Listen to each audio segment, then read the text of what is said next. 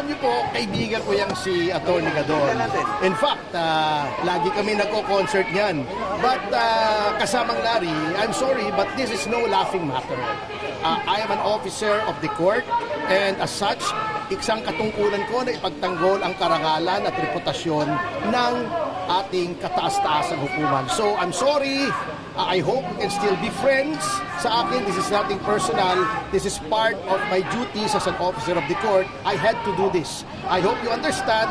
Alam ko na kung ikaw ay abogado pa rin hanggang ngayon at ako ang gumawa nito, if the situation were reversed, you would have done the same thing.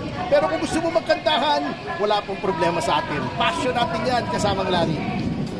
Pero sir, Sapagkat sinabi niya 3 beses sa kanyang panayam, ang Korte Suprema ay tuta ng mga Duterte. Sininggle out pa niya ang punong mahistrado ng kataas-taasang hukuman.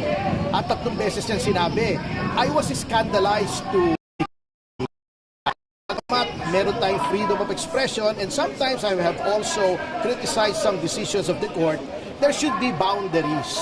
Pagka gano'n na pong masyadong vitriolic na at vituperative, masyadong maangas na at libelous na po yun hindi po natin maaaring palampasin. So, kinalulungkot ko kasamang Larry, I really had to do this.